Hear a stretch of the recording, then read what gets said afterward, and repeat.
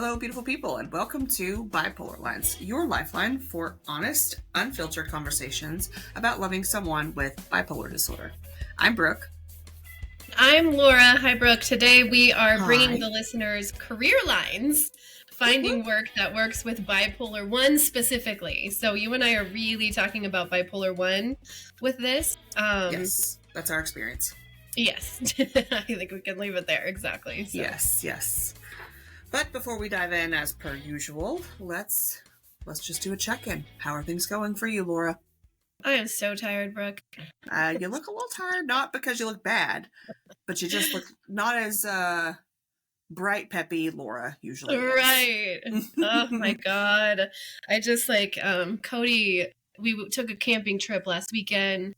And when we got back, he was triggered by something that happened on said camping trip. And then he wasn't sleeping. And when I asked him why, he said he kept thinking about what happened on this camping trip. And I was like, it's over. Let it go. Everyone's over it. But he's like, that's great. I have a bipolar brain. I'm not over it. He's like, it's not like I can just stop thinking about it. Yeah. And so if he'd have, and he hasn't had DBT or anything like that. So there's really no skills to reroute his, I don't know, it's not called rumination, I don't think, with bipolar, but you know what I mean? It's kind of set like that. I don't know. But anyway, it could be the ADHD side of the house too. Oh, that's true too. Yes. Either way, a couple nights of a lack of sleep, I'm not too concerned. When we start going the whole week, which we did, and it's not like he wasn't sleeping, but like we always talk about baselines, Brooke. And so when I tell people, he slept from 12 to 6, someone out there might be like, yeah, that's good. Like I sleep 12 to 6, just that's not his baseline.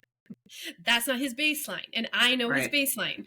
And so his baseline, and if he wakes up before his alarm, that is another red flag. He always sleeps to his alarm, snoozes it twice, and then gets out of bed. That is his baseline.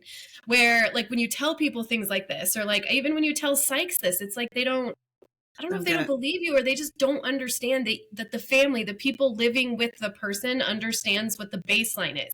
Because all of that can sound normal. Oh, I slept 12 to 6, woke up before my alarm. Like, lots of people do that. But that's not his baseline. Anyways, bottom line is, like, I was starting to see that. And then I was starting to see some irritation, agitation. That's not his personality. He likes to laugh stuff off. And then he was taking trazodone with, like, as a PRN med, and it still wasn't working. And so, yeah, I've been like, just it puts you on edge, and I get anxious, and then I can't sleep because then I'm like, is he asleep? And that's pretty much, I lose sleep when he is having trouble sleeping too. But anyways, hypervigilance kind of takes over. Yeah, it is hypervigilance for sure, and I can't really help it. Nope. But I was waiting for, like, since he's never managed his bipolar with sleep medication before. Well, not like he's doing now, not like a really proactive manner. I mean, he's used sleeping meds before, but it's when he's already manic, headed the train towards psychosis. Like, I mean, he needs a tranquilizer at that point to knock him out, so these meds don't do anything when he's that manic. So he's never used it in these kind of hypomanic stages. And I've been through, this is the first time ever. So I've been through, this is probably the third or fourth now, which is super unusual. This is not, I mean, I've known him for 20 years. He's never handled it this way. But in the last 2 times, he crashes, and I see him just, like, asleep on the couch. It's like he can't get off the couch. And I was waiting for that because he wanted to clean the garage. And, if someone's headed toward mania, nothing stops them from doing their projects. And so I was almost relieved this morning to see that he was on the couch, not completing his project and his goal that he had for today, which might sound odd if you don't have a husband with bipolar. You do not understand this sentiment, but I was like, yay, he's being lazy. Perfect. Stay on the couch, fall asleep, continue to crash. And he still hasn't gone out, and now he's just playing Magic. It's a card game with my son. So I'm like, so I feel like now, like, because I couldn't sleep, like, I feel like I had all this energy that now I feel like I crashed too. Like, I'm like, oh, thank God. And now I just feel so tired. Yep. You're like, but that's what's been going on. But at least it's good news at the moment, I think. Yes. Very good news. And I want to bring up something just for you to think about, because it's what I was thinking about as you were talking. We've been asked, I'm sure you've been asked before, what does it look like as your person gets older? Like, some people have heard it gets worse as they age. Others have heard nothing, but I think there is a strong correlation. There's nothing to back this up. Okay. This is just my brain, how it works. I think that there is a lot to be said for how this disorder presents as someone gets older, when they learn and manage things along the way and try new things. Yeah, totally. So with Cody and the sleep medication, he hasn't tried that before. Nope. He hadn't tried that the last time that this happened. So this is now 2 or maybe 3 times. I can't remember. 2 or 3 times. Yeah. Yeah. That he's had this seemingly hypomanic period that has never transitioned into mania. And both times, or 3 times, he's managed it with sleep meds, right? Yes. Yes, it's crazy. And someone asked me on my TikTok, what medication does he take? Because I don't know, people were under the impression he only was taking trazodone. They're like, that's not going to help bipolar. I'm like, no. He's using that as like an emergency med. Yeah. But actually, the meds that have worked for Cody traditionally, Cody had a 10-year period where we had no episodes, and he was on something called carbamazepine, and it doesn't work for a lot of people. It's actually not a strong drug at all. It's not a strong mood stabilizer at all, but it kept him stable for 10 years. They tried to put him back on it after he had 2 episodes, after that 10 years of stability, and it just wasn't working anymore. Yeah. So then they were looking for something else. We tried lithium. That wasn't, there was 2 breakthrough episodes on that. We tried Abilify, nightmare drug, put him into an apathetic depression for 9 months. For him, right. like this for him, like this is, but like you said, like I feel like I don't want anyone to give up. Like when you think, God, these meds aren't working, it might be a journey. And I know you don't want to hear that if you're at the beginning of it, but it really has been. And now he's on a cousin to it called oxcarbazepine, something like that. It's a cousin to carbamazepine that he had before. And this is a very good mood stabilizer for him. His mood is so usually stable. So it's just, it made me realize, I learned too, and I think things that I learned is that, not recognizing how significant triggers can be and how I now want to avoid them at all costs, because I learned how not to be a trigger. And I'm sorry if that triggers some people. I joke on my TikTok all the time, I'll match energy, but that's only when he's already gone. I am not going to match energy if I think I'm going to trigger an episode. If he's already in one, I can't help myself. I can't. But yeah, so I don't act as a trigger. My kids just naturally aren't triggers to him because they're kids. And other people are, though. And I just realized I really have to guard. When people talk about guarding their mental health, I'm not quite sure I knew what that meant. When people go low contact, no contact, and they're like, well, I'm doing it for my mental health. Well, I understand very clearly what that means now, because we're going to need to guard that, because some triggers you can't avoid. Death. Yep. Maybe you got fired, which is, we're going to talk about today with jobs. But some you can. And if you can, avoid them at all costs. Yeah. And say that, I would say, I totally agree with that 100%. Until and unless you're able to go to therapy and do the work to break down the root of the trigger. That's good. Yeah.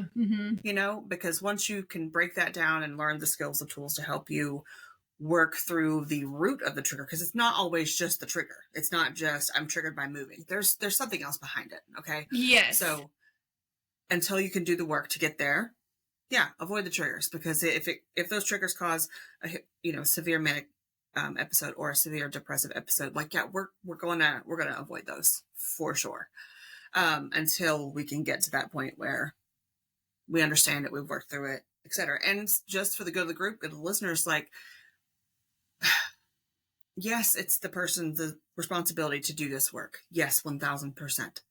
But if the trigger involves you, as you said, Laura, I've learned to not be a trigger, there's a reason or there's the work that they need to do when they understand it, but we can help. And actually it's good for us to understand why this trigger exists, so that we understand it. And then naturally, with love, care, empathy, compassion, we tend to not act in those same ways or say different phrases so Yes. that we evolve into not being that trigger. Right. Yes. So, but yeah, just that one little caveat, because I'm never going to be a fan of 100% avoiding triggers for life. It's not, that doesn't do me any good. In the interim, yeah. Long term, no. So, yeah, anywho. I know. I feel like, I mean, our husbands are similar, but they're different in the sense that Jeremy is more I don't want to say Cody's not self-aware, but he is self-aware, but only to the extent that he doesn't actively pursue self-awareness. I would say, where I feel like Jeremy does, and Jeremy will be really thoughtful and reminiscent, where Cody, this is why Cody also, I feel like, doesn't get depression though as much, because he's like, whew, thank God that was over with. Erase it from memory. March forward. Which isn't healthy either, but that's just the way he is. And I feel like, unless I was willing to like set up a boundary where I was like, this is so important that unless you do this, I leave, he's not going to go to. Yeah. I mean, he does go to therapy, but it's not going to be the intense kind, like where you're really trying to figure out those triggers. Like, it's just not the way he operates. So I just wanted to say, like, I do agree with you, Brooke. And then I know there'll be listeners out there like my husband. Could be. Absolutely. So. And that's only going to, interfere if that agreement between the two of you works. If you are someone who doesn't necessarily believe to avoid triggers at all cost, or if you are somebody who thinks that you can't live your life avoiding triggers, and then your person doesn't want to do the work, well, that doesn't really work well. Right? Yeah. Sure. But if both of you agree that we're just going to avoid these triggers, do it. Absolutely. But do it. So I'm a firm believer. I think we talked about this off mic, Laura, last time we recorded, that I was like, I'm a firm believer in living life this way, which is I will support you in doing whatever it is that works for you and your family, as long as it's not harming anybody else or yourself. Yes, you have said that before. Mm-hmm. That's how I live. So if it works for you, fantastic. It's not hurting anybody else. Go for it. Do it. I support you. Yeah. So, thank you. You're welcome. So yeah, that's where we're at. How have you guys been doing? Oh, we've been doing okay. A lot of stuff happening personally with just life. We're gonna sell our house, so we just came to this decision. Are? Yeah, we're done. Wow, where are you going? We'll stay locally, but the house we live in, third world problem. It's too big. It's just so big, and we live in a different world now that we did than when we bought this house. So we bought this house in May of 2020. Mm-hmm. And then Jeremy's entire mental health adventures blew up in November of 2020. Mm-hmm. So we had all of these projects we were going to do. And then I lost him for years, right? Yeah. So now it's just like, I don't want to resent him because of the house. And hello, fellow ADHDers, I do not function well surrounded by chaos. Okay. Mm-hmm. So I fixate on them. And we've had no floors. That sounds terrible. We have floors. We haven't had flooring on our floors in a couple of years because I can't make up my mind, number one. But number two, we have it's a lot. Okay. There's just a lot of shit going on in this house. And I'm done. I'm just done with it. He's done with it. He can't help me in the way that he was going to before. That's fine. But the longer I sit and stew about all the things that need to be done, and recognizing that I physically also can't do them all solo, the more it makes me angry. Yeah. And I don't function well. Yeah. I just sit here and look at it and I'm like, this is absurd. This is obnoxious. And then it just affects me. So we're done. We have some things to do to, get it ready to sell. We got to get a new roof, blah, blah, blah, blah. I'm painting laundry room, just things that have needed to be done. And I haven't done them. And I say because I know that's intentional. Let me put it that way. I know that I don't have his support. I don't have his help in doing a lot of these things. Yeah. I understand that. That's no dig at him. It just is what it is. But in order to not live my life like this, we got to sell this house. Yeah. So, okay. Yeah, that's where we are. And Are you worried about moving? I don't know. Moving now to me is like terrifying because he had 3 in the 3 years that we were our moving adventure. Let's put it that way. Right. So moving is a definite trigger for him.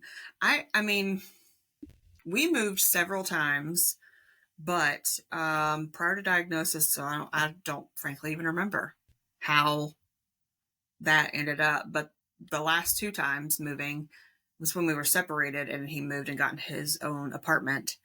And he was manic, full blown manic, didn't know it, didn't realize it, you name it. And then I moved into his apartment when we got back together. And then we moved from his apartment to this house. Gotcha. Moving here was fine. And I don't know if this would be a great tie into our conversation topic. I feel like because we moved over an hour away. Because we moved to, number one, a place where this is where he grew up in good old Athens, Tennessee, real small town. Okay. From a much bigger city, town area. Anywho, so we moved somewhere where he knew and was comfortable, right? That's where he grew up. But we also moved during COVID. So we were both working from home. So the stress of work, because of taking time off and, trying to get things done while trying to work. And I mean, not just working, but like driving to the office and not, right? Back and forth. All of that. A lot of my husband's issues with thought patterns occur when he's driving. So that would have been likely much worse for him if we weren't working from home.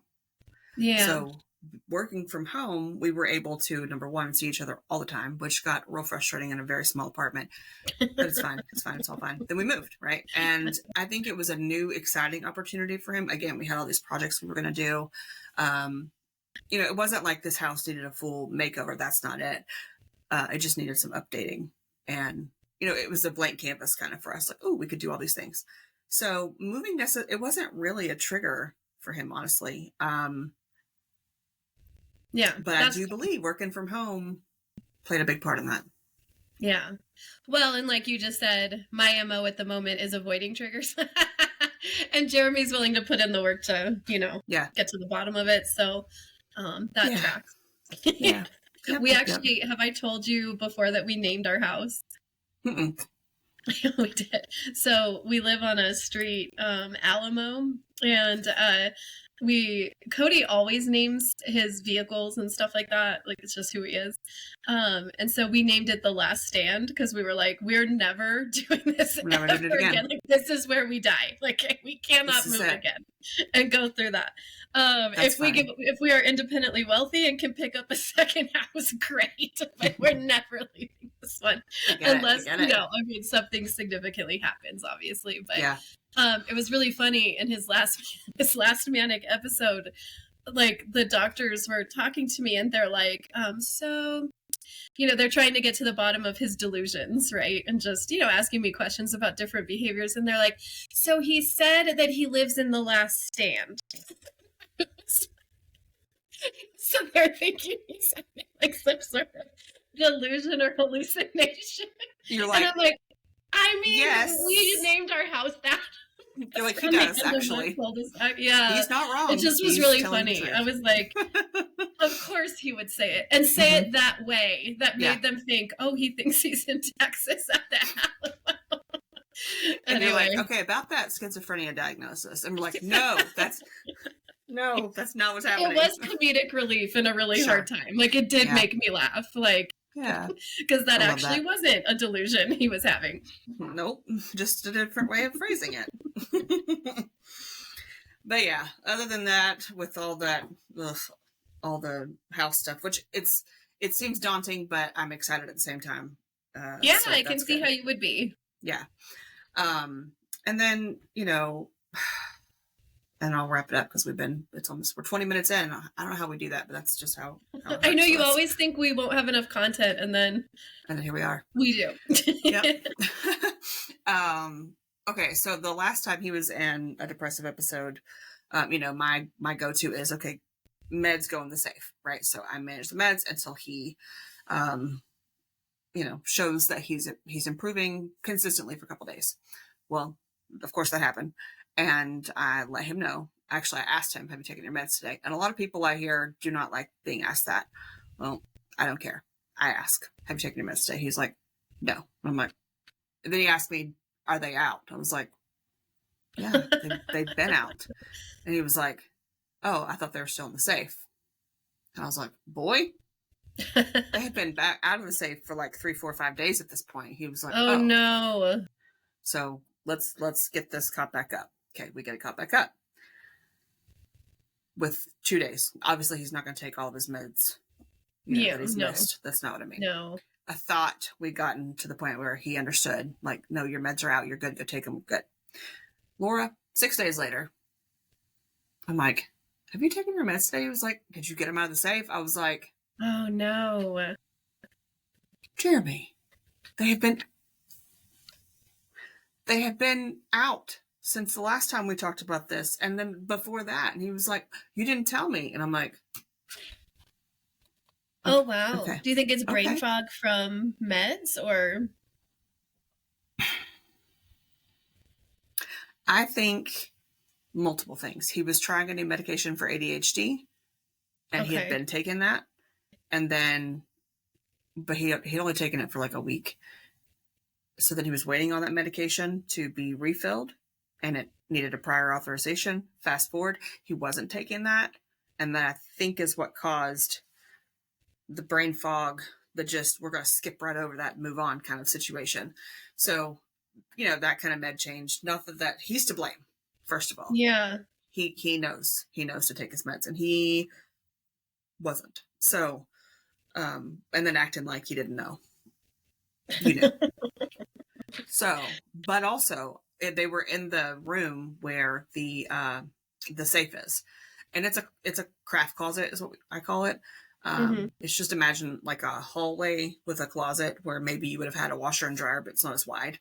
It's that. It's not somewhere he goes. It's my craft closet. That's what the safe Mm-hmm. is. Right. So, So kind of like out of sight, out of mind. except for he has to walk by it every single day he leaves the bedroom. Okay. It's right across from the room that I'm in right now, which is where this is his office. Okay. So, I mean, yeah, but also no. So, Yeah. Oh man. yeah, so we moved him. We got him out of the closet and onto the bar where his keys are and stuff. And that's helping. Again, he has ADHD too, so like, Yeah. habits are hard. I took away that habit when I had to start managing his meds, so trying to get back in the habit of it, I get it. It's Yeah. hard. I suck at it too. So we've been dealing with the extreme irritability that comes along with Mm. him not taking his mood stabilizer. Yes. Um, and he actually, you'll get a kick out of this. He goes, "Babe, I realized something tonight." And I was like, "Oh yeah? What's up?" Because by this point, Laura, I was like, the rage. I am like, I'm a pretty calm person, but you are pulling at every ounce of patience that I have. So anyway, I said, what did you realize?" He was like, "I'm really hard to deal with when I don't take my Lamictal, my mood stabilizer." He was like, "The amount of rage I have no patience." He was like, "I'm so fucking irritable. Like, I Uh-huh. don't like myself." And I was like, "Same." Yeah, that's that introspection that Jeremy engages Yeah. in, which is so helpful. Where I feel like Cody, I mean, like I said, if he stumbles upon it, it's not because he was actively thinking about it. It's like he had some Yeah. sort of like, dang, I'm being a jerk. Like it would be like that. Mm-hmm. But yeah, I love that about Jeremy. It's really Yeah. helpful. And so I just said, "Same. Yeah, I think the same thing." He goes, "Babe, sometimes I just want to vent, and you just need to let me." And I was like, "Well, this time you pissed me off to the point where I'm going to agree with you." He was like, and I was like, mm-hmm. How's that irritability working out for you? Anyway, it was a whole moment, but yeah, so it was good that he recognized it. And I'm like, "Take the meds. Just, we moved them. Do not leave the house before you take Right. them. Make that be what you see in your brain. Do I need to put a sticky on the door? I will." Do I need to do the pill divider again? Because we can do that. Mm-hmm. And he was like, no, it's fine. I got it. And I'm like, okay. So yes, I've been counting pills for the last couple days. Gotcha. I want to give him his autonomy for him to do it. I need to know he's taking them. Yeah. So, but that's not going to last long. He's been taking them. I'll feel better and I'll move on. So yeah. Yes. Good. That's all for me. Thanks for listening to me rant. Welcome to my TED Talk. Indeed. All well, right. Today we're talking, I mean, it's kind of a tie-in. It's just life stuff, careers, jobs, holding a job. We get asked this, or at least I do. I know you do too, all the time. Like, does your husband work? Did your husband get fired? Can your husband keep a job? Like, and then what really, really worries me is the women who are completely dependent on the person who has bipolar disorder, and they've got babies and they have no job and they have no career and they have nothing to fall back on, and they're relying on a person who has a chronic illness. And I'm like, going to pause right there. I want the listeners, if that's you in this situation that Laura just explained, I want you to hear this. This is not your fault. This diagnosis likely happened after these decisions were made for your family, where you stayed home with kids and this person was working. Like, I get it. Please do not take that as a you should know better situation. That's not it. That's not what Laura's trying to say. It's just okay, we are worried about you for those people in this situation, because we've lived the life where our husbands, spouses can't work. And we know what that's like when you lose that income. So sorry, pause, go ahead. Yeah, I would say too, I'd even add to that. I feel like some might have known that their husband had bipolar disorder before they got married, but the person was stable, they wanted to have their family, and they didn't realize the severity of the situation. Because if you haven't seen a manic episode, good point. you're gonna be like, okay, so you're moody sometimes, like, okay, so you have energy sometimes, or you're depressed sometimes, like, I can work with that, like, that's cool, like, and you don't realize the absolute, like, what was your series on TikTok? The shitstorm? Roller coaster shitstorm? Yes. You don't realize the roller coaster shitstorm that can be awaiting you when and if that person does actually have a manic episode. Yes, and again, this is specific to people that have a bipolar 1 diagnosis. So exactly. Just keep that in mind for the listeners. But yeah, it could be an absolute roller coaster shitstorm, because that manic episode or that depressive episode can absolutely cause financial devastation and destruction. If they get fired, they can't go to work. If they are the sole income provider of your home, how can you pay your rent? How can you pay your mortgage? Your utilities are going to get shut off. So, like, just know that.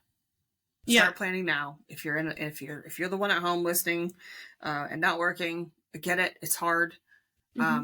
Start small, build from there, right? Just start small, build from there. That's our advice. But that's not what we're fully going to talk about today. We're talking about more. Sorry, No. That's a great point. Glad you brought that up. More of the career side, the job side. So yeah, I mean, taking from what you just said would be your person gets fired. Your person gets fired, and that's likely going to cause an episode. Or they were in an episode when they got fired, right? Yeah. Yep. So, has Cody experienced that? I can't remember. Okay. Yeah, so like when we were first together, even when we were first married, he was going to be a musician. Like, he was really on this path to being a musician in a band, and whatever, we were young, it was fun, I went to every single show, but his job then, to help pay the rent, because the band wasn't paying the rent, was to work being a server or a bartender. And oh my God, I'm a very stable person. I'm a very reliable person. I just can't even imagine honestly being fired. Like, I know that I know it's within my control to do things where I will not get fired. You know what I mean? But it's not in his. And I didn't understand at the time, because during those years was what, before he got diagnosed. And I remember him doing the craziest shit. Like, I remember one time he was working at this restaurant called Hops, and he was all riled up about his manager, and he's telling me the whole story.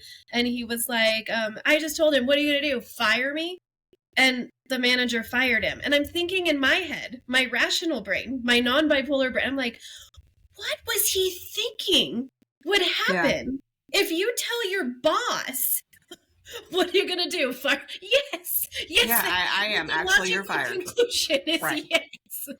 Like, and I was trying to be on his side, but it made absolutely no sense. Right. And so things like that, that's just one example of numerous. He just went through job after job after job after job after job. It literally seemed crazy, but now we know why. Yep. Now you know why.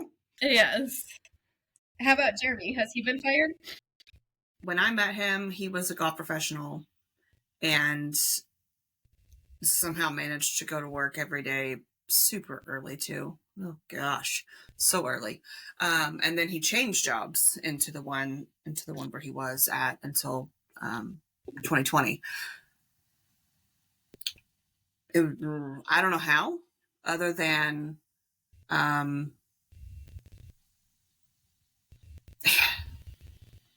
he masked is really it. Like, I've tried so hard, Laura, to like make this make sense. But again, like, I mean, yes, he used his sick time, his PTO. He didn't go to work. He went in late.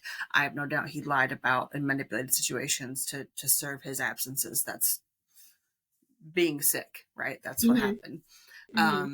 But I guess the difference being for Jeremy is his job was a significant factor in his first attempt. So he may have shown up and done the things, but it was also going to be the one thing that took him out. Yeah. So he didn't lose that job, but he did have to take leave of absence, short-term disability, long-term disability, transitioned into where we are now with Social Security disability. So yeah. Cody got diagnosed in 2006, and then he was stable between 2006 and 2016. And in that time, he got his college degree. He decided to go back for electrical engineering. He got that degree, but then he got his first job in software development, which is not congruent with electrical engineering, but he was supposed to be an apprentice to someone who would teach him. And then that person ended up I think he went honest. That's what Cody said. Like, I think that person had to have had bipolar. And then Cody was kind of at this place alone, and he didn't know what to do, and no one was teaching him.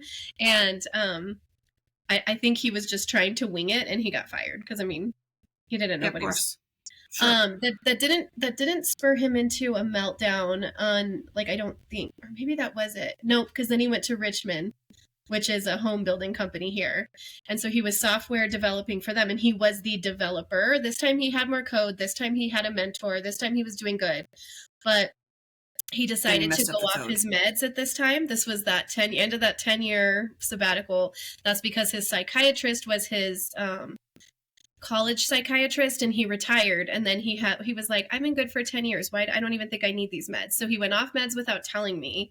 And then he's developing for a freaking, home builder, and he's the developer, and he made an egregious error in code, which it happens. You have testers too to prevent these things, but he made such an egregious code. It like changed the price of a house on the website by thousands of dollars in the better for the customer, causing Richmond, like, they had to honor what was on the website if the customer could prove it. And I was like, the CEO was going to be coming to visit him. I was like, quit, like, we can find something else. Like, you have to quit. I can't let you go through that trauma of having a CEO of Richmond come and chew you out. Like, quit. So he did, but it was that rumination then, like, just, I'm such a F up. I'm such an F up, going through his head, that, like, all of that together spurred this series of manic episodes we've had since 2016. So he didn't get fired from that job, but he was gonna. I mean, the CEO of a big home builder doesn't just come out for the hell of it. So so he quit that one, and then the one that he found now is actually so perfect for him, because Cody, like, wants to work. He's better working. He's better having, like, a purpose, like, clock in, clock out type deal, but it can't have stress. And so what he found himself in this new place is so awesome. It was a startup company, and instead of being the developer, he was hired as the tester. So a tester has, like, software development knowledge, but you're only responsible for testing the code, and you're just finding the people that messed up. Like, you're finding the problems. It is not stressful. He is very good at it. He literally could never get in trouble unless he was just not doing it. You know what I mean? Like as long as he does it. And then software developers in general are all really nerdy, and some are autistic, like some aren't very social. So being like, if Cody's manic and being irritable one day, like it's just water off a duck's back to the guys that he works with. Like no one cares. You know? They're like, So whatever, it's dude. perfect for him. Yeah. So that's where he's at right now. Okay, so in what you just said with Cody, the characteristics of the job that work for him right off the bat, you said low stress, right? Mm-hmm. So low stress, and because of his situation, which is going to play a part for everybody listening, and your situation matters. So Laura's situation, my situation may not fit the bill for yours, but this is kind of like the breakdown of what we would consider, or we would suggest that you do if you're in a spot where like maybe the job isn't working, or you don't have a job, you need a new job, etc. You have to break down that dynamic of what didn't work and maybe what could work. And as Laura just said, this job that Cody was in is what getting fired or leaving, and making that mistake, and leaving is what caused his spiral, right? So the worst thing for his mental health and for your relationship, for your family, for your kids, would be for him to take on a job that's very similar to the one that he left. Yeah, exactly. Right? So we know that's not going to work. So that was a high stress position. What else about it? He had the ability to make grave changes that could have dire consequences. Yeah, so a lot of pressure. So not only stress, but then pressure. And pressure, no good. No good. No good for someone who's struggling with a mood disorder. What about the work schedule? Was it flexible? Was it like Monday through Friday, 8 to 5? What was that? Yeah, it was chill as long as you put in your 8 hours. So you could show up as 10 as long as you left at 7. You could show up at 7 as long as you left it, whatever you wanted to do. And then they were really flexible with children because they have children themselves. And so if he was like, hey, I got to leave early to pick up my kid, they were super tolerant of that as long as he put in his 9 hour or 8 hours, however he did it. No one cared. Like, sure, pick up the kid, get on the computer, finish out your hours. Like that's pretty much, so that was really helpful. And then I'd say the last characteristic that he absolutely needs is minimal to no interpersonal conflict. There cannot be interpersonal conflict. Interpersonal conflict, trigger, boom.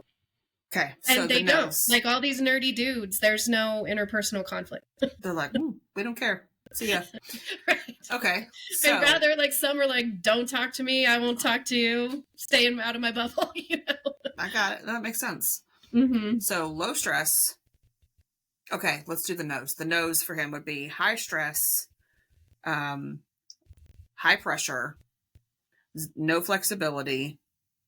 Yeah. So rigid, anything rigid with Cody is no bueno. Okay. Rigid and promotes interaction with others, right? Those are the no's.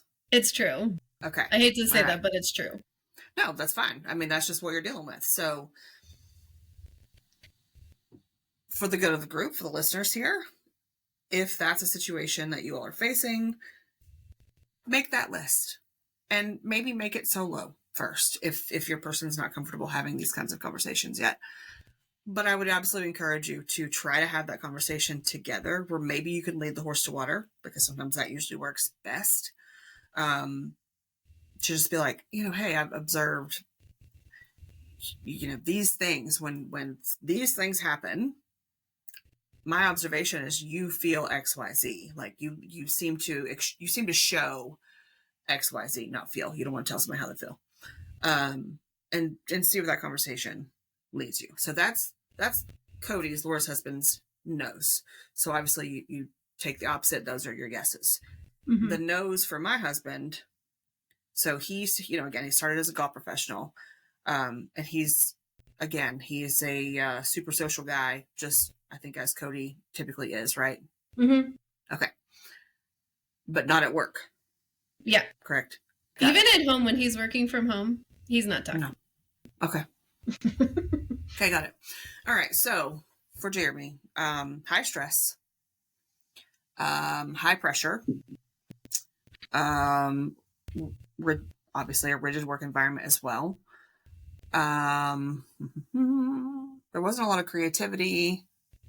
There was a lot of wait and see. But I think one of the biggest points for him was that he did not get feedback. Well, the only feedback he got was never positive. Let me put it that way. That sounds bad. He's the type of person, though, at work, like, he never wants to do anything wrong, and he's, like, terrified of it. So it's not like he's just a bad employee. That's not it. In fact, he would take on the world just to get that kudos or just to get that acknowledgement. He needs, like, the compliment sandwich. Have you heard of this? Yes. This is where you have a compliment, then the criticism or constructive criticism is in the middle, and then another compliment. Yep. And the work didn't operate that way. Yes, correct. So he just, he has object permanence issues. As long as this sock, random sock, story of my life, is here and I can see it, I know that sock is there. But as soon as that sock's gone, I wonder where the sock went. That's how he feels about his performance. And he just needed to know that his boss agreed that he was still doing well, that he hasn't done anything wrong. And this isn't just at work.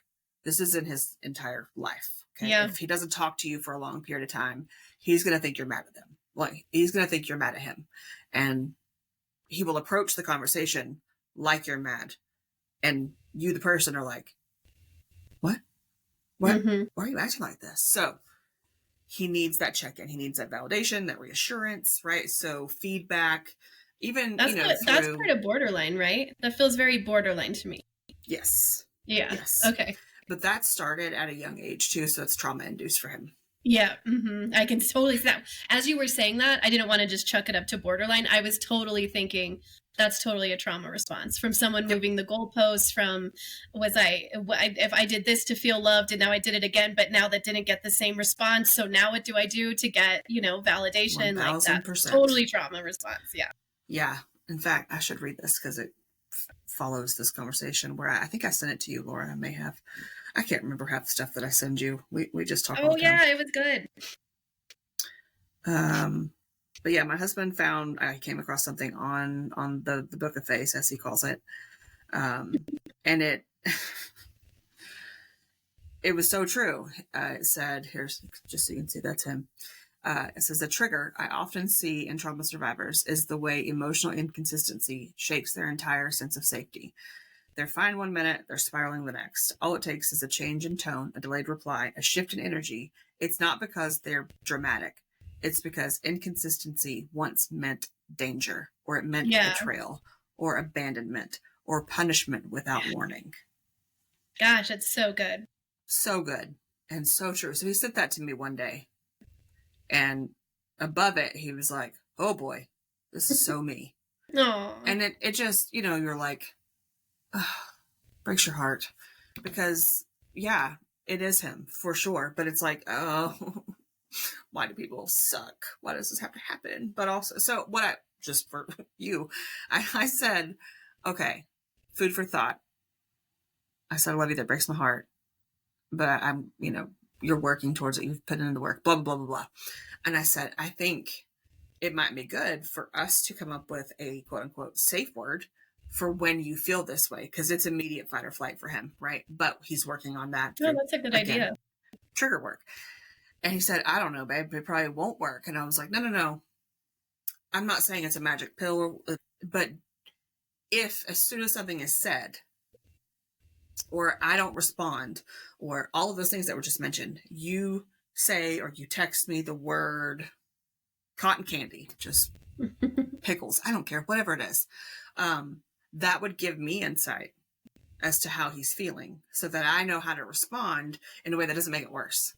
Yeah. Yeah. And he was like, okay, yeah, I said, I don't want us to talk about this. This is a you talk to your therapist conversation, because I know how I would easily handle that situation with him.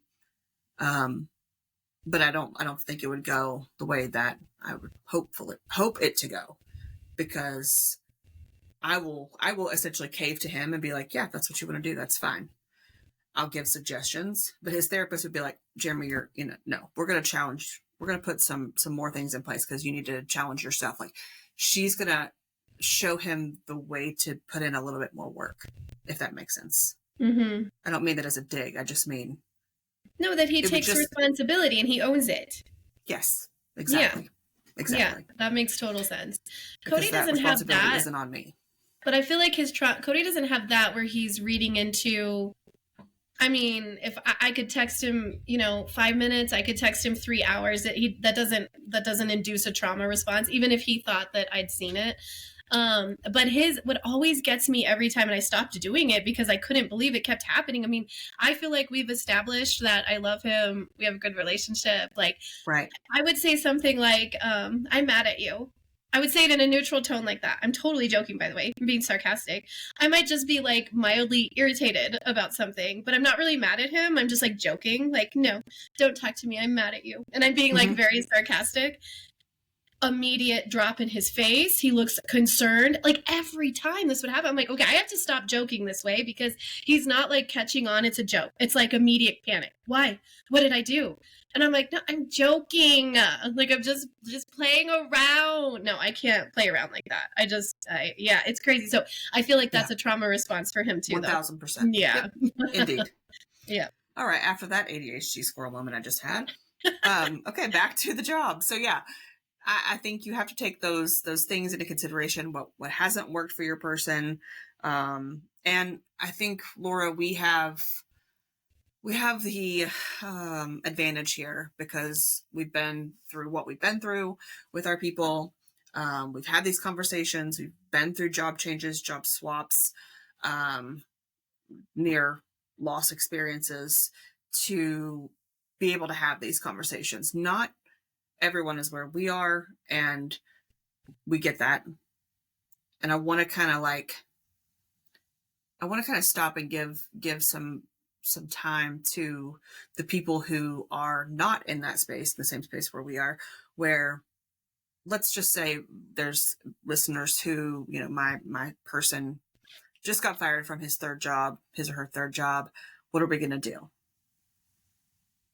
And they're currently actively in a manic episode, right? Like, or depressive episode. How do you make this work? That's the question. How do you all survive? Is like, can I plan for my future? Right. So we're speaking directly to you, spouses, partners, and loved ones. And I say that intentionally because you can't make your person do anything if they're currently still actively in an episode. Further, you can't make anybody do anything. It has to be their choice, even outside of being sick. So, speaking to you directly, to the listener, the loved one, what can you do? I mean, I feel like it's so difficult because I've always worked. Like that was always going to be a thing where even if he was the main breadwinner, I was still wanting a purpose for myself in my work and what I do. Not that you don't have a purpose if you don't work. I don't mean it that way. I'm saying like for me, I knew that I would find purpose in work as well as my purpose in the home. I feel twofold there. So even though he has financially closely ruined us numerous times, it wasn't to the point where I was like, and I have family too. So I think you're speaking to the person who might not have family. They don't have means to fall back on. We see this in our Facebook group. They don't have something else to fall back on, even if it's a part-time job. Like, I might have had. What do they do? And I feel like I don't have great advice for that situation because in mine, I did have like family would help me, even on his side, like his aunts would help me too. Like, oh my God, I could cry thinking of how kind they were to me during those times. Because even after he ruins us financially in a manic episode, then the fallout is potentially lawyers, legal fees, and hospital bills until I got him on Medicaid. Those hospital bills, freaking nightmare. Like he's in there for 3 weeks. So Terrible. yeah, like it was like digging yourself out of a hole. But I feel like people in our Facebook group, I don't know if I can recall off the top of my head. If you can, great, go for it. But they had really good suggestions. I may not have read that one. Oh, so someone was like, you can access like a women's shelter for safe assistance. Oh, yeah. Okay, yeah. Yeah, That was where and my like head was I going didn't too. need to ever do that, but I was like, oh gosh, I would have never even thought to give that person that advice. So like, yeah, accessing all of like women's shelters, women's assistance, like mothers, like there's a lot of stuff you can do. Even potentially getting on SNAP or whatever it's called, like whatever the state WIC, assistance SNAP, is called. food stamps, Yeah. whatever that. Yeah. I mean, I think initially before you even do all that is you're going to have to do one very specific thing, which is the concept of radical acceptance, just accepting the Oh, situation yeah. is what it is, Yeah. and throwing away those feelings of guilt and shame for what next steps have to be taken in order to survive. Yeah. Taking care of yourself and your little children. Like, you're going to have to throw it away.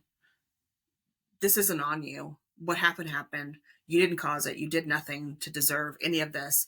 But these are the cards that you were dealt. So now we've got to stand up. And as I used to tell my kids, put our BGPs on, our big girl panties on, and like take that next step. Right. And we can't do that well with all those lingering feelings of guilt and shame. So radical acceptance, that has to be step one, so that you can move forward in an effective way and have the emotional and mental strength. And I legit mean strength, like to pick yourselves up and go do those things. That would be, for me, number one. And then, yeah, what resources are available to you in your current area? Because not everybody is in the United States. We have, like, I don't know, I saw the analytics the other day. It was crazy. We have people from all over listening. So look at whatever resources are available, but it should be something like your Department of Human Services if you're in the United States. Unfortunately, I can't speak to anything else outside of the U.S. because, well, that's where I live. That's where we live. Yeah. But also call your doctor's offices. Okay. A lot of doctor's offices have good insight to other organizations that will help. When you go see a pediatrician, especially if your kids take specific medications or things like that. So just use the resources, ask a Your friend. kid's school too. I used to work in a Yes. school, and social workers are amazing for this type of thing. So if you do have young kids, like, contact the school, like get in touch with a social worker. They know resources in your area. That's a good idea too. I want to just, remind everyone, or, fill you in case you don't know this. But I think what makes bipolar tricky, someone mentioned on my TikTok, I'm able to separate my person from the illness when it's my grandma with Alzheimer's. But for some reason, this seems so much harder, like with her husband, separating bipolar. And I told her, I think it's because of the cyclical nature of it. Like, we know that Alzheimer's is degenerative. That person is not coming back. You are forever going to be grieving the loss of that person, where we can get our partners back. We can, and frequently do. I always have. You always get our spouses back. I get the full Cody back. And so that does make it very confusing. It does make it very much seem like, look, you messed up. Like, our family needs you. Like, you need to get to work. Like, and I can feel that. I can appreciate that for sure. And I'm not shaming anyone who feels that way. But ultimately, it was kind of like when I was talking about the job where he messed up the code. I had to understand that if he goes, like, and he ended up going manic anyways, but mania will destroy us no matter what. He can't keep the job, you guys. Like, if it's not going to happen. Like, I had to let that go. Like, did I want to advise him to quit? No. Was I working full time? No. Like, I am now, but I had little kids too, but that was more important than the job, or I had another lady too ask me, my husband's a lawyer, like, he's ruining his reputation. Like, what am I going to do? And I was like, you might have to accept he can't be a lawyer. I mean, I how could you say that? This is everything. Well, I mean, what's more important? Him being a lawyer and wrecking your life every once in a while, or being stable, like, those are really tough decisions, and those are really tough conversations. And I know, you've said before how hard it is for Jeremy not to feel like he's contributing, even though he is in other ways, and with his SSI or DI, whatever. It's hard. They're hard conversations, but, this is the other thing I want to mention. Bipolar 1, which is what we're talking about. Bipolar 1, I don't know about bipolar 2. I can't speak to it, but definitely bipolar 1 is classified as severe enough of a chronic condition that, yes, you can qualify to get SSDI. The United States of America, which is where we're living, does not just grant Social Security disability benefits to people who aren't disabled, and bipolar is a qualifying condition in that. So you have to understand, yes, it's very confusing because bipolar is cyclical, but just because it's cyclical doesn't mean it's not chronic. It is. It is. It really is. Yeah. And that's all. I mean, I know, again, it kind of ties back to like our ambiguous grief episode where like we have to be, well, you don't have to do anything. Like you get to decide, you get to choose the next step of your life, the direction that you want to take it. If you are not okay with your person not being said lawyer, because that's just the kind of life you wanted to live, that was your lifestyle, that was whatever, that's okay. That's totally fine. You have to make that decision for you. Yeah. But I think it is unfair, and this I'm a spouse and I'm still saying this. I think it would be unfair of me to then look at my husband, who was the lawyer, and say, you have to be a lawyer. Like that, I married you and you were a lawyer. That's unfair to him. Agreed. That's gross to me. I'm like, that feels icky, because where's the compassion, love, the empathy? How can you not see that being an attorney, being a lawyer is ruining his mental health? That's causing your, like, it doesn't work for me. Yeah. That's what I'm saying. Well, and I think it's how I would approach because it. this is why I tell people all the time, you have to understand the disorder. If you don't understand the disorder, you are constantly going to be in a state of perpetual misunderstanding. And you're going to be, and expectations that you just said, I don't feel it was fair. Well, you only know that because you understand bipolar. Someone else might think it's fair because they're just like, oh, okay, you're this person I married and bipolar is just this little thing on the side that you said you had. No, it's not a little thing on the side. It is a big thing in the background, underneath the surface. And it's 1,000%. I wish people understood that more. So, I mean, I think kind of, if I were to sum up today, our message is really different things work for different people. A lot of people can't work, and that's okay. Like, mental health to me is number one. Actually, just being healthy. Healthy. Like, would you expect I have a brother-in-law right now who's 60 and he's working in the sun. He's in construction, and it's like, I'm like genuinely concerned for him. And so is my sister.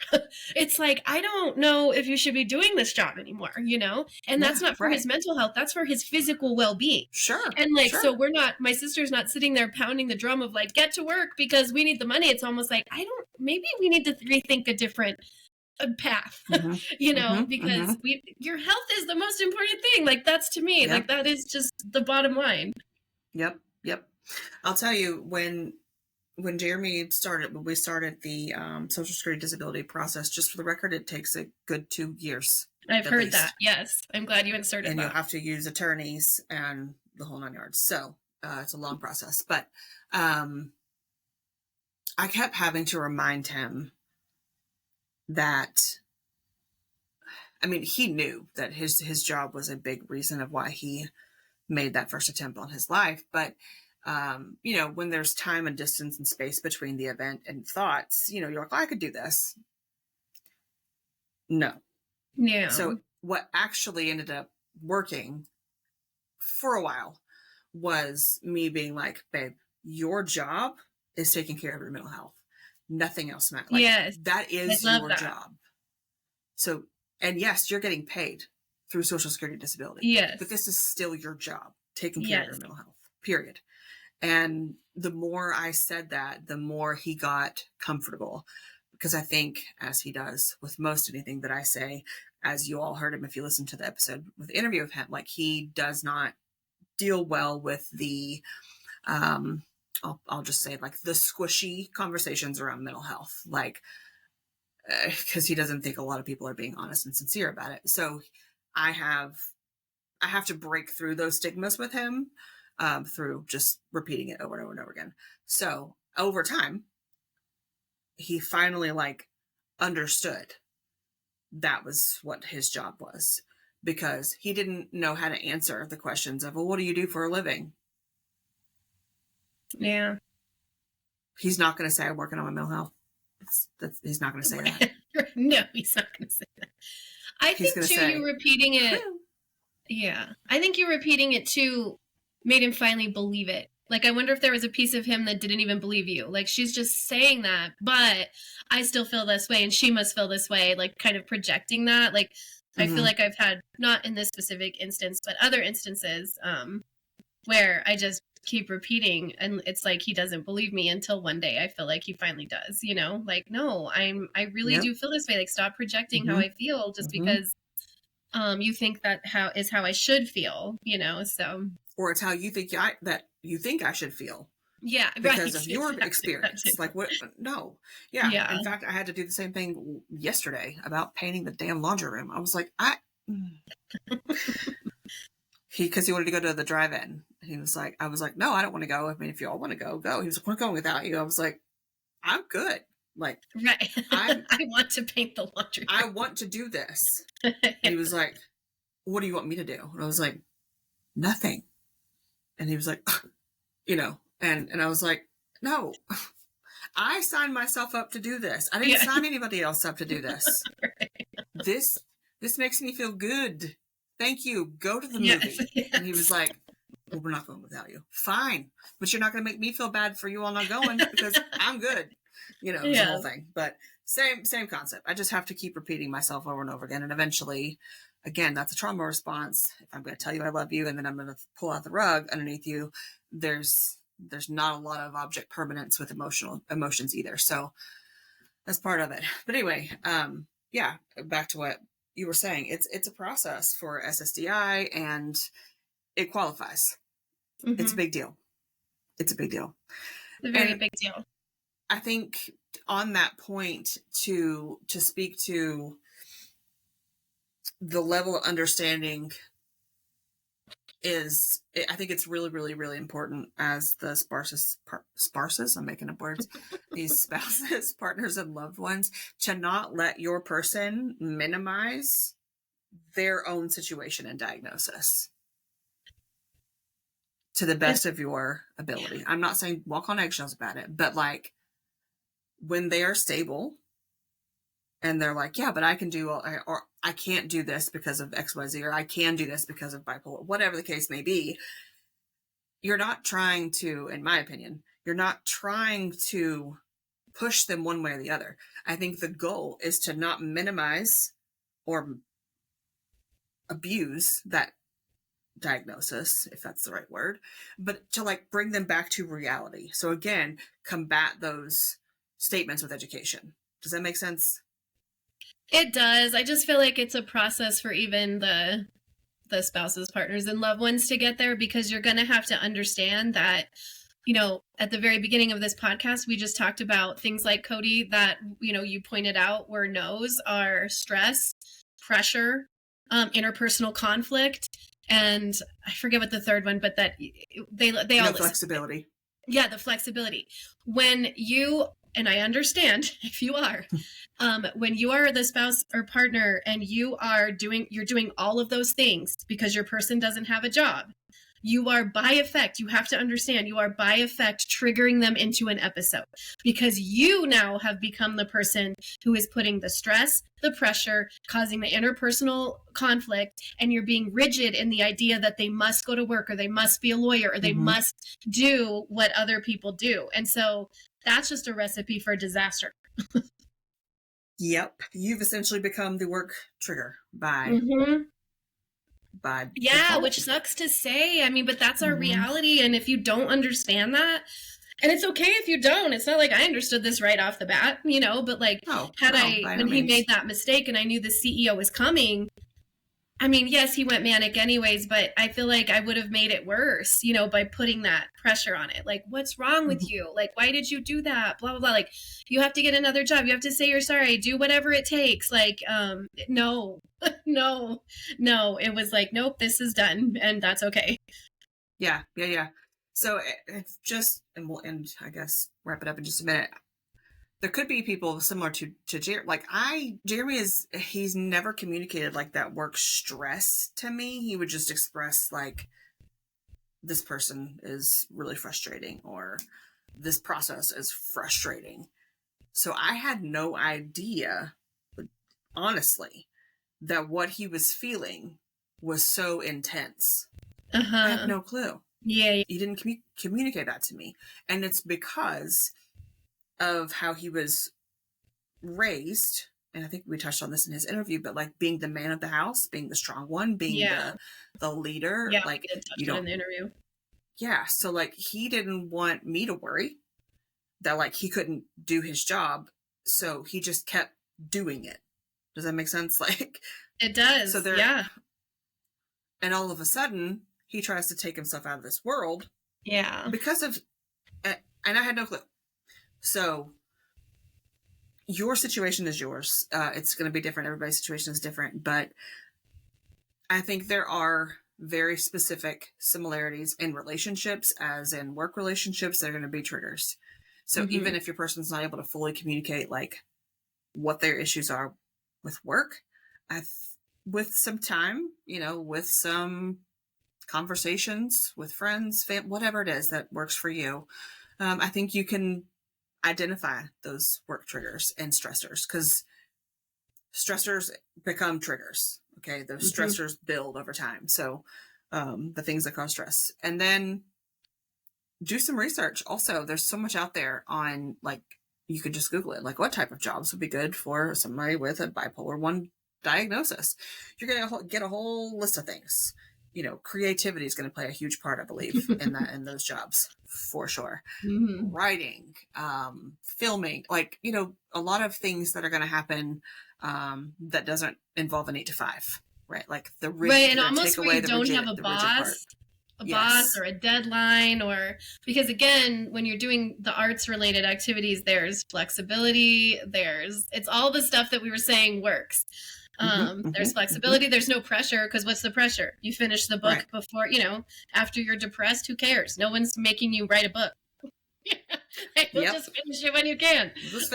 Now, the only downside to that is that it's not going to be very well managed. So if there is a deadline to be met to be paid, like, that's going to suck. But, and that's the only warning, red flag alert that I'm going to give you, which is just be mindful of anybody looking to maybe go into business for themselves, taking the entrepreneurial route. Great, wonderful, perfect. But also, who's going to manage it? Because it cannot be your person. Because then you're putting your person in a managerial role with all the stress, the pressures, the timelines. Yes, that's exactly right. So don't do that. That's true. Good point. Just a lot of things to think about. But also encourage them to have that conversation with their therapist if they, because believe me, they're going to be talking about all the things. So encourage them to have that conversation. Totally. All right. Well, I think that about does it for this episode on bipolar disorder, bipolar 1 disorder, and careers and jobs. Very important, especially in this talk. Yes. Another great conversation. Well, as always, we drop episodes every other week on Wednesdays, pretty much across all podcast platforms. You can find me on TikTok at break_the stigma, and Laura. I'm the BP spouse. Yep. Find our Facebook group, BipolarLines Pod. We've been talking about that today. And then, if you enjoyed this conversation, feel free to subscribe to our podcast. It's a free way to help us out. And also, only if you liked it, rate us on said podcast platform. Exactly. If you didn't, if you didn't like it, just find another one that suits you. Just go on your merry way. It's fine. All right. Well, thank you all so much for being here, for showing up for your person, for showing up for you. And we'll see you next time. See you next time.